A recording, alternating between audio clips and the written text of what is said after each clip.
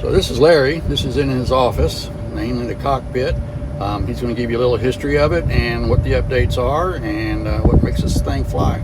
Go ahead. Hey y'all, what we got here when we first began working on this aircraft, when I came on board 10 years ago, this aircraft came in here with the original instrument panel. It was fully intact, except that it was missing gauges, had wrong gauges. It was neglected for quite a bit. So we began by taking the panel out and rebuilding the panel. Me and Stan worked a lot on this, getting it back to the original condition, replacing gauges with what we can get as originals, and the others. We've had to add some of the, to make this aircraft airworthy, we took one little control panel out and moved everybody down, put a Garmin 650 ComNav radio. We've added the Garmin G5 indicators over here for the attitude and the heading indicator. They couldn't be supported. They're tube type old gyros and such. The co-pilot side, we've just recently added these round gauges, work just like these G5s over here, except that they look better, and we put these eyebrow lights over the top to keep the original look. Our goal is to keep it as original as possible, yet make the aircraft safe to fly and airworthy. We've got the original gun sight in the back. We can put that on for air shows to demonstrate it.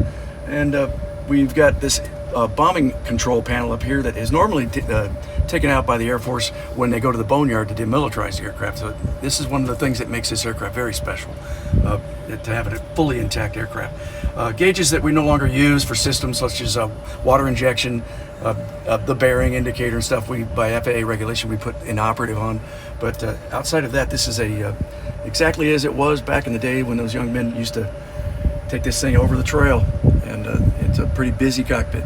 It's been fun to work. How many years has this been your office? This has been 10 for me. It's about 12 for the aircraft itself. Wow. Yeah. That's super. Yeah, it's all functioning. All right. Working great. I appreciate the update. Mm-hmm.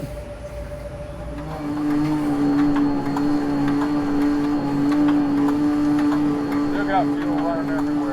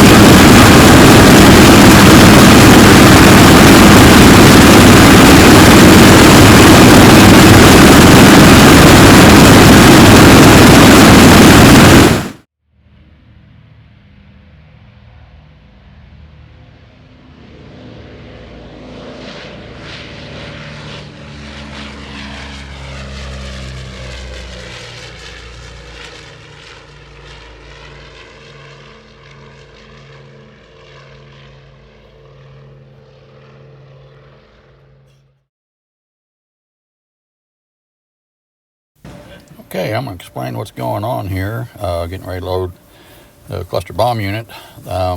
Yes, we're loading in the back of a pickup truck. And the reason that is we can get more people around it to upload it, and it's a little bit safer than everybody being on ladders. And so these racks are original to the airplane, and sometimes they'll lock right in, and there's no problem. And then there's other times, as you'll see here in a minute, that they just don't want to lock up. We've already lubricated everything. Everything is loose. I mean, as far as we can lube, and it's just one of those things that you got to get the angle just right. You got to get the lugs to hit the hooks just right. You see they're kind of having to push hard up on this one. Sway pads are all the way up, and when it does lock in, you'll hear a loud click, and then there's 3 sight windows we look in to make sure that the overcams are touching each other. And when we check those 3, if those are looking correct, then we know we have a good upload and it's locked in. So I'd like to thank everybody for watching. Please, any suggestions or ideas, just put them in the comments below, and I will get to them as soon as I can. And until next time, we'll see you later.